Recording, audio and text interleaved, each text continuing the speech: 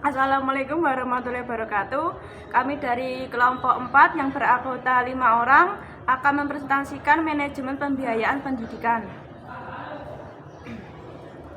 Latar belakang, pendidikan merupakan hal yang sangat penting dalam membentuk watak peserta didik. Penyelenggaraannya merupakan tanggung jawab bersama antara pemerintah, orang tua, dan masyarakat. Oleh sebab itu, lembaga pendidikan harus dapat mengelola sumber daya yang ada untuk mewujudkan tujuan pendidikan.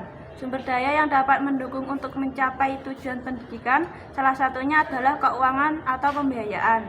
Dalam suatu lembaga pendidikan, maka pemerintah, orang tua, dan masyarakat hendaknya dapat mengalokasikan keuangan sebagai sumber daya pendidikan. Keuangan dan pembiayaan merupakan salah satu sumber daya yang secara langsung menunjang efektivitas dan efisien pengelolaan pendidikan dengan menuntut kemampuan sekolah untuk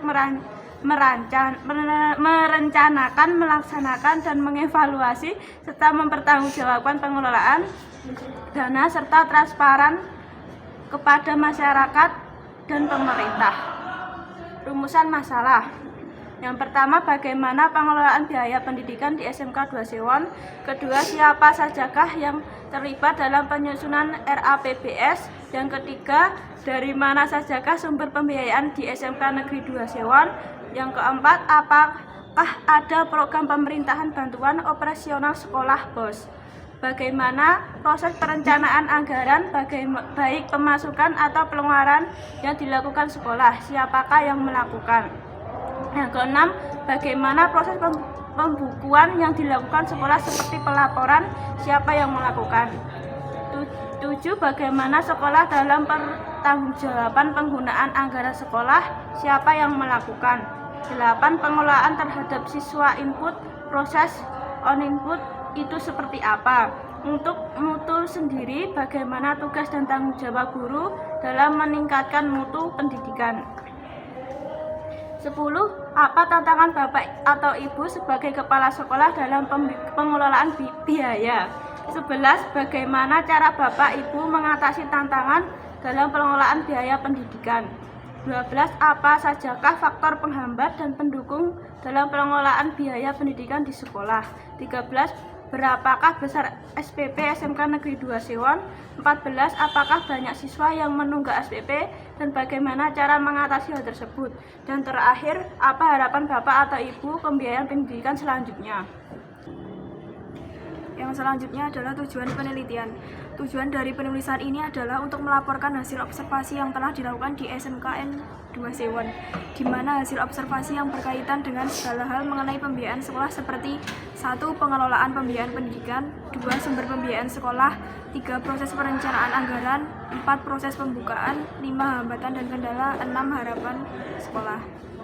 Selanjutnya adalah teori. Pengertian manajemen keuangan menurut Depdiknas tahun 2000 bahwa manajemen keuangan merupakan tindakan pengurusan atau ketatausahaan keuangan yang meliputi pencatatan, perencanaan, pelaksanaan, pertanggungjawaban, dan pelaporan. Dengan demikian, manajemen keuangan sekolah dapat diartikan sebagai rangkaian aktivitas mengatur keuangan sekolah mulai dari perencanaan, pembukuan, pembelanjaan, pengawasan, dan pertanggungjawaban keuangan sekolah. Tujuan manajemen keuangan adalah: pertama, meningkatkan efektivitas dan efisiensi penggunaan keuangan sekolah. Yang kedua, meningkatkan akuntabilitas dan transportasi keuangan sekolah. 3. Meminimalkan penyalahgunaan anggaran sekolah. Manajemen keuangan sekolah perlu memperhatikan sejumlah prinsip. Undang-Undang Nomor 20 Tahun 2003 Pasal 48 menyatakan bahwa pengelolaan dana pendidikan berdasarkan pada prinsip keadilan, efisiensi, transparansi, dan akuntabilitas publik. Selanjutnya adalah metode penelitian. Teknik pengumpulan data yang kami gunakan yaitu studi lapangan atau observasi, dilakukan dengan cara melakukan kegiatan wawancara atau tanya jawab. Berikut merupakan hasil observasi di SMK Negeri 2 Sewon.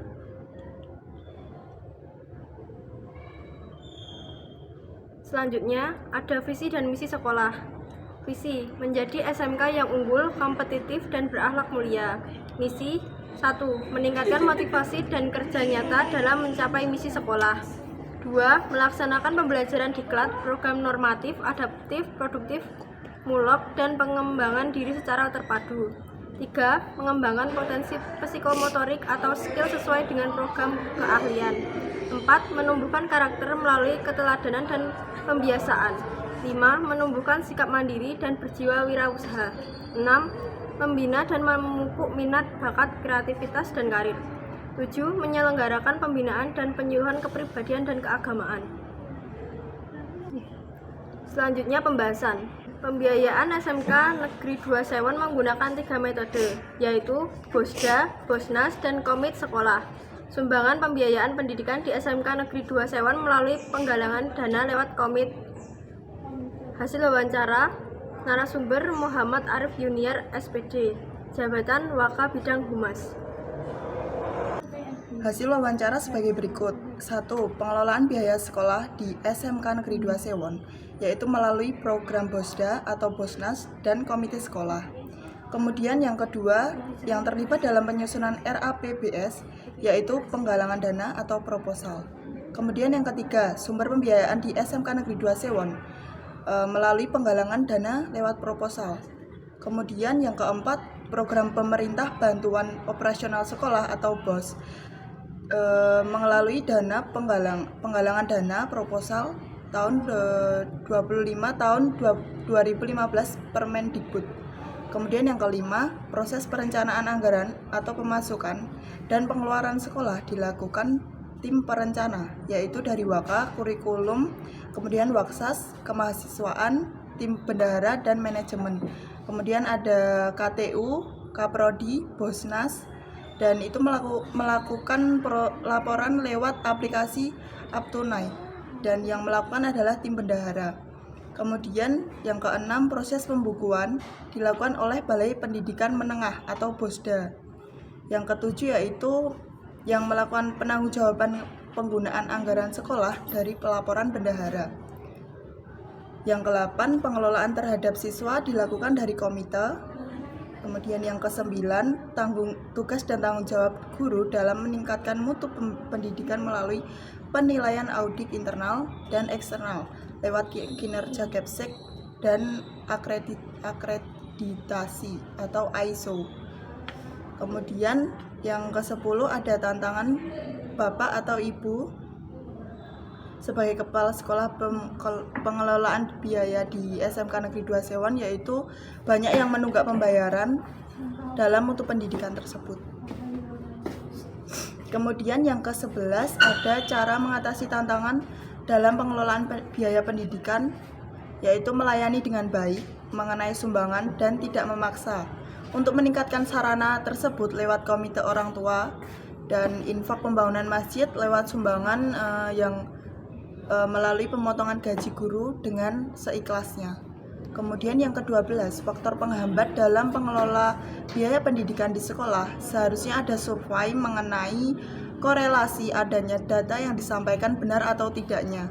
Kemudian faktor pendukungnya membuat agenda atau kegiatan pertemuan untuk kebutuhan siswa lewat POT. Yang ke-13, besarnya SPP SMK Negeri 2 Sewon, yaitu 1,6 juta pertama. Kemudian mengenai SPP ditentukan oleh komite melalui surat pernyataan yang dibuat dari orang tua itu sendiri.